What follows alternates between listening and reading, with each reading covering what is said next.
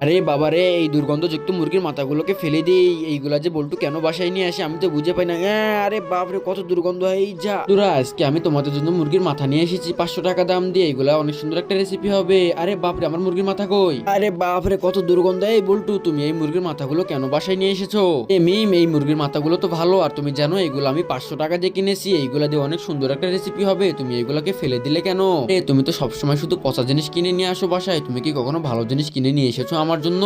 বাবারে, এত দামি মুরগির মাথাগুলো কিভাবে ডাস্টবিনে ফেলে দিয়েছে? এইগুলো এখন ঝটপট তুলে নেই, না হলে আবার নষ্ট হয়ে যাবে। বন্ধুরা, কোনো টেনশন নেই, এই মুরগির মাথাগুলো এখনো অনেক সুন্দর আছে। এগুলোতে এখনো অনেক সুন্দর একটা রেসিপি হবে। এর জন্য প্রথমে এগুলাকে ধুয়ে নিতে হবে, পরে কড়াইয়ের মধ্যে দিয়ে কয়েকটা মশলা দিয়ে 1 বোতল ভিনেগার দিয়ে এটাকে কিছুক্ষণ একটু সিদ্ধ করে নিতে হবে। তো মুরগির মাথাগুলো সিদ্ধ হয়ে গেছে। এবার রান্না করার জন্য কড়াইয়ের মধ্যে তেল দিয়ে দিব, দিয়ে একটু বেশি করে পেঁয়াজ দিয়ে পরিমাণ মতো আরো সব মশলা দিয়ে দিব, দিয়ে একটু কিছুক্ষণ নাড়াচাড়া করে নিয়ে পানি দিয়ে দিতে হবে। আর আগে বন্ধুরা, তোমরা যদি তোমার মাকে ভালোবেসে থাকো তাহলে ভিডিওটিতে লাইক করে দাও এবং চ্যানেলটিকে সাবস্ক্রাইব করে কমেন্টে বলে যাও তোমরা কোন ক্লাসে পড়ো। এবার আমার মুরগির মাথাগুলো কড়াইয়ের মধ্যে দিয়ে দিব। মুরগির মাথাগুলো দেওয়ার পর একটু বেশি করে লবণ দিয়ে দিব, তার সঙ্গে একটু বেশি করে সস দিয়ে 1 বোতল ভিনেগার দিয়ে দিতে হবে। এইবার রান্না করার জন্য ঢাকনা দিয়ে ঢেকে দিয়ে কিছুক্ষণ একটু রান্না করে নিলেই আমার রান্না হয়ে যাবে। এই তো বন্ধুরা, বলতে বলতে আমার মুরগির মাথাগুলো একদম রান্না হয়ে গেছে। এবার এগুলোকে নামিয়ে নিয়ে আমি টিঙ্কুর মায়ের জন্য নিয়ে যাই। টিঙ্কুর মা দেখলে অনেক খুশি হবে। নিয়ে যাওয়ার আগে একটু লঙ্কা দিয়ে দিই। টিঙ্কুর বাবা, তুমি তো দেখতেছি সেই মুরগির মাথাগুলোই রান্না করেছো। তোমাকে আমি বারণ করেছিলাম এইগুলো যে খেতে কেমন হবে। আমি তো দেখি কেমন লাগছে, তারপরও দেখি তো একটা খেয়ে কেমন হয়েছে।